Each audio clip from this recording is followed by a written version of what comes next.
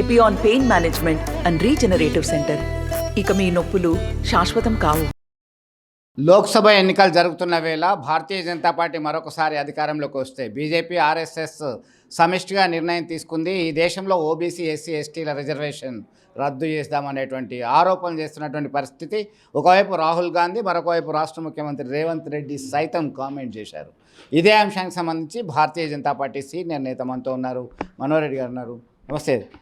ఎట్లా చూడొచ్చు, చాలా సీరియస్గా కామెంట్ చేస్తూ ప్రజల్లోకి తీసుకెళ్లేటువంటి ప్రయత్నం రాష్ట్ర ముఖ్యమంత్రి చేశారు. మరొకసారి కాంగ్రెస్ అగ్రనేత రాహుల్ గాంధీ కూడా చేసినటువంటి పరిస్థితి. భారతీయ జనతా పార్టీ అధిష్టానం ఒక నిర్ణయం తీసుకుంది, పక్కా ప్లాన్తో రిజర్వేషన్లు రద్దు చేస్తుందని చెప్తున్నటువంటి పరిస్థితి. మీరు ఎట్లా చూస్తారు? ఈరోజు దేశంలో ఐఎన్డిఐఏ కూటమికి వేరే ప్రచార అస్త్రాలు లేవు. భారతీయ జనతా పార్టీని, నరేంద్ర మోడీ గారిని తట్టుకునేటటువంటి శక్తి సామర్థ్యాలు ఈరోజు కాంగ్రెస్ పార్టీ కానీ, కాంగ్రెస్ పార్టీ నేతృత్వం వహిస్తున్నటువంటి ఐఎన్డిఐఏ కూటమికి లేదు. కాబట్టి ఈరోజు నిరాధారమైనటువంటి అసత్య ప్రచారాలకు పూనుకున్నారు. ఆ రకంగా బీసీ ఎస్సీ ఎస్టీలో ఒక అయోమయానికి గురి చేసి ఓట్లు పొందాలనేటటువంటి ఒక కుట్ర కుతంత్రాలకు ఈరోజు చేస్తున్నారు. అందులో మొదటి నుంచి రేవంత్ రెడ్డి దానికి సిద్ధహస్తుడు. ఈ రకంగా అయోమయాన్ని సృష్టించి ఏదో రకంగా 100 ఏళ్ళు అవుతున్నాయి అందరికీ తెలుసు. ఆర్ఎస్ఎస్కి 100 ఏళ్ళు అవుతున్నాయి, 2025 నాటికి 100 ఏళ్ళు అవుతున్నాయి. 100 ఏళ్ళు అవుతే ఈరోజు ఏ సందర్భంగానైనా ఈ యొక్క రిజర్వేషన్లు తొలగించాలని ఏ రోజైనా ఆర్ఎస్ఎస్ కానీ బీజేపీ కానీ అన్నదా? ఈరోజు బడుగు బలహీన వర్గాల కోసం, ఎస్సీ ఎస్టీల కోసం, ఈరోజు వాళ్ళ యొక్క అభివృద్ధి కోసం, వాళ్ళ సామాజిక న్యాయం కోసం పోరాటం చేస్తుంది భారతీయ జనతా పార్టీ. ఈరోజు రాజ్యాంగానికి వ్యతిరేకమైనటువంటి మతపరమైనటువంటి రిజర్వేషన్లను ఈరోజు రద్దు చేయాలని సుప్రీంకోర్టు అనేక సార్లు చెప్పింది. అయినా కూడా ఈరోజు కాంగ్రెస్ పార్టీ కానీ లేదా బీఆర్ఎస్ పార్టీ కానీ ఈరోజు ఓట్లు పొందడం కోసం, ముస్లింలను ఓటు బ్యాంకుగా మార్చుకోవటం కోసం ఆ రిజర్వేషన్లు పెట్టింది. ఇవి రాజ్యాంగంకి విరుద్ధమైనటువంటివి అని చెప్పినాం. మా యొక్క సర్సంఘచాలక్ గారు చాలా స్పష్టం చేశారు. సామాజిక అసమానతలు ఉన్నంత వరకు ఈ యొక్క రిజర్వేషన్లు కొనసాగుతాయి, ఏ మాత్రం తేడా లేదు, వాటిని ఈరోజు టచ్ చేసేటటువంటి అవకాశమే లేదు.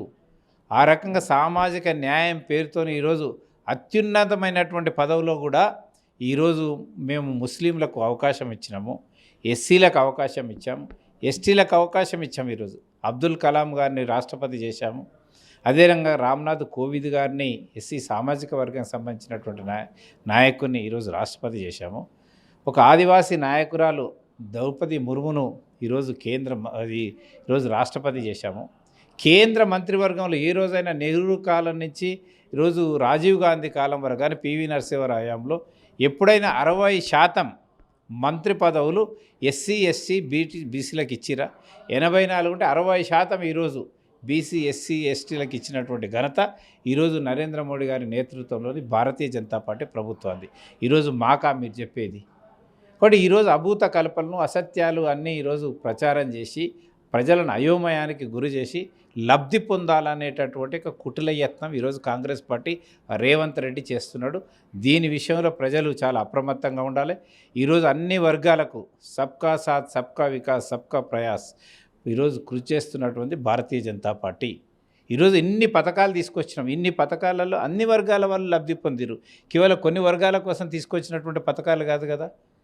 పేదరికం ఆధారంగా ఈరోజు అందరూ లబ్ధి పొందాలనేటటువంటి ఉద్దేశంతోనే ఈరోజు పథకాలు తీసుకొచ్చి ఈరోజు అందరికీ చేరువ అవుతున్నది భారతీయ జనతా పార్టీ. అది జీర్ణించుకోలేక ఈ రకమైనటువంటి గోబెల్ ప్రచారానికి ఒడిగడుతున్నారు. ప్రజలందరూ కూడా గమనిస్తూ ఉన్నారు. ఈరోజు కర్రు కాల్చి వాత పెడతారు ఖచ్చితంగా ఈరోజు ఐఎన్డిఐఏ కూటమికి.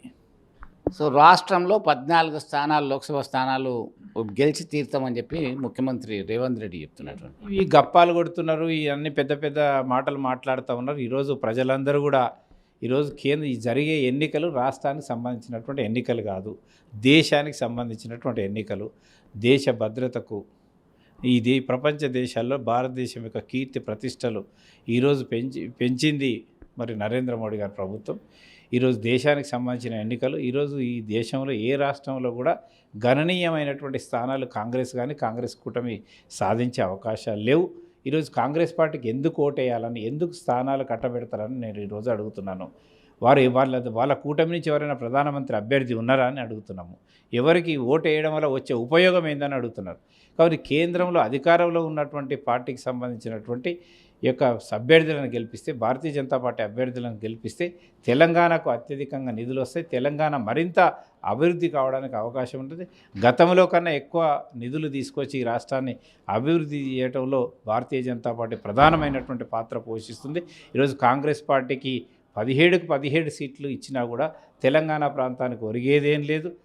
కేంద్రంలో వచ్చేటటువంటిది భారతీయ జనతా పార్టీ ప్రభుత్వం. ఈరోజు ఎక్కడికి వెళ్ళినా కూడా భారతీయ జనతా పార్టీకి ఈరోజు బ్రహ్మరథం పడతా ఉన్నారు. మేము మన రాష్ట్రంలోనైతే కాంగ్రెస్ పార్టీకి ఇష్టం, కానీ ఈరోజు కేంద్రానికి సంబంధించిన ఎన్నికలు, ఈరోజు ప్రధానమంత్రిని ఎన్నుకునేటటువంటి ఎన్నికలు. కాబట్టి నరేంద్ర మోడీ గారు గత 10 సంవత్సరాలుగా ఈరోజు ప్రతి ఇంటికి, ప్రతి ఊరికి తన యొక్క పేరు చేరింది. ప్రధానమంత్రి మళ్ళీ మోడీ కావాలని ప్రజలు కోరుకుంటున్నారు. కాబట్టి ఈరోజు భారతీయ జనతా పార్టీ ఈరోజు అత్యధికమైనటువంటి స్థానాలు ఈరోజు తెలంగాణ రాష్ట్రంలో గెలుచుకోబోతూ ఉన్నది. తెలంగాణకు బలం గలం భారత్ రాష్ట్ర సమితి మాత్రమే. అందుకే 10 నుంచి 12 స్థానాలు కైవసం చేసుకోవాలి. మరొక 6 నెలల లోపల శాసించే స్థితికి మాజీ ముఖ్యమంత్రి కేసీఆర్ వస్తాడని చెప్పి కేటీఆర్ కామెంట్ చేసిండు. ఇంకా కొద్ది రోజులు వాళ్ళు విశ్రాంతి తీసుకుంటే బాగుంటుంది. ఎందుకంటే మననే తగిన గుణపాఠం చెప్పిరు ప్రజలు, కాబట్టి ఇంకా వాళ్ళు ఎగిసిపడకూడదు. కాబట్టి కొన్ని రోజులు విశ్రాంతి తీసుకోవాలి. వాళ్ళ యొక్క తప్పులను తెలుసుకోవాలి. ఇచ్చిన హామీలు నెరవేర్చలేదనేది వాళ్ళు తెలుసుకోవాలి. కాబట్టి ఇంకెక్కువ మాట్లాడితే ఈరోజు వచ్చే ఓట్లు కూడా రావు. కాబట్టి వాళ్ళు కొంచెం దగ్గర పెట్టుకొని మరి మాట్లాడితే బాగుంటుంది. ఈరోజు ప్రజలు వెంటనే మీకు ఓటేయడానికి అవకాశం లేదు. ఈరోజు ప్రత్యామ్నాయంగా ఈరోజు మొన్న అసెంబ్లీ ఎన్నికలకు, పార్లమెంట్ ఎన్నికలకు చాలా తేడా ఉన్నది.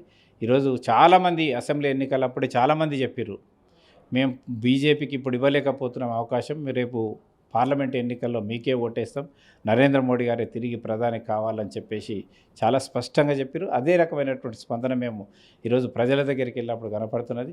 బారాస అనేది ఏదైతుందో ఇంకా దానికి ఉనికి లేదు. ఖచ్చితంగా అది కాలగర్భంలో కలిసిపోతుంది. ఇప్పుడే ఒకరి తర్వాత ఒకరు పార్టీని విడిచి వెళ్ళిపోతూ ఉన్నారు. కాబట్టి ఆ పార్టీని మీరు కాపాడుకునేటటువంటి ప్రయత్నం చేయండి తప్ప ప్రజలు ఈరోజు మిమ్మల్ని నమ్మే పరిస్థితి లేదు. మోసం చేసిరు. ఇది నిరుద్యోగులను మోసం చేసిరు, రైతులను మోసం చేసిరు, మహిళలను మోసం చేసిరు. కాబట్టి అనేక వర్గాలను మీరు అలవిగాని హామీలు ఇచ్చి హామీలు అమలు చేయడం కారణంగా ఈరోజు మరి ప్రజలు తగిన గుణపాఠం చెప్పారు. కాబట్టి ఇంకా మీరు ఎక్కువ మాట్లాడకుండా ఉంటే బాగుంటుంది. కాబట్టి ఈరోజు భారతీయ జనతా పార్టీ వైపు ప్రజలు చూస్తూ ఉన్నారు. తిరుగులేని స్థానాలను మేము ఈ యొక్క తెలంగాణ రాష్ట్రంలో సాధించుకుంటాం. మొత్తం మీద ఈ రిజర్వేషన్ రద్దు అనేటువంటి అంశం గోబెల్స్ ప్రచారంగా వాళ్ళు ఒక అస్త్రంగా వాడుకుంటున్నారు. ఇది ఎట్టి పరిస్థితుల్లో మేము చేయడానికి సిద్ధంగా లేము. ఖచ్చితంగా సామాజిక న్యాయం పాటించినటువంటి పార్టీ భారతీయ జనతా పార్టీ. మైనార్టీని అధ్యక్షుని చేశాము. ఒక ఎస్టీ మహిళని ప్రస్తుతం ద్రౌపది ముర్ము రాష్ట్రపతిగా కొనసాగుతున్నారు. రామ్నాథ్ కోవింద్ రాష్ట్రపతి చేసిన ఘనత భారతీయ జనతా పార్టీకి మాత్రమే దక్కుతుంది. ఇండియా కూటమికి ఎటు పాల్పోక ఇట్లాంటి దుష్ప్రచారం చేస్తుందని చెప్పి ఖండించడం జరుగుతుంది. అలాగే రేవంత్ రెడ్డి చెప్పినటువంటి మాటలు సత్యదూరంగా ఉంది. వాస్తవం మనం లెటర్ సి అనేటువంటి విధంగా ఛాలెంజ్ చేస్తున్నటువంటి పరిస్థితి. భారత్ రాష్ట్ర సమితి అనేది కొద్దిగా రెస్ట్ తీసుకుంటే మంచిది. ప్రజలు నమ్మే పరిస్థితి లేదు. మరొకసారి మోడీ సర్కార్ రావడం, అబ్సల్యూట్ మెజార్టీతో రావడం ఖాయం అనేటువంటి ధీమా వారి మాటల్లోనే మనం విన్నటువంటి పరిస్థితి. వీడియో జర్నలిస్ట్ సుమంత్తో కలిసి చంద్రశేఖర్, RTV, కరీంనగర్. నమస్తే అండి. ఇది వ్యాపారం గురించి కాదు, ఓటు గురించి. ఎన్నికల్లో ఓటు వేయడం మన హక్కు మాత్రమే కాదు, కర్తవ్యం. ఎంతో మంది మహా నేతలు శ్రమించి ప్రాణత్యాగం చేసి ఈ అవకాశాన్ని మనకిప్పించారు. అందరూ ఓటు వేద్దాం. ఎందుకంటే ఓటు హక్కు ఊరికే రాదు. నా ఓటు ఎవరికో తెలుసా? అది సీక్రెట్ అండి.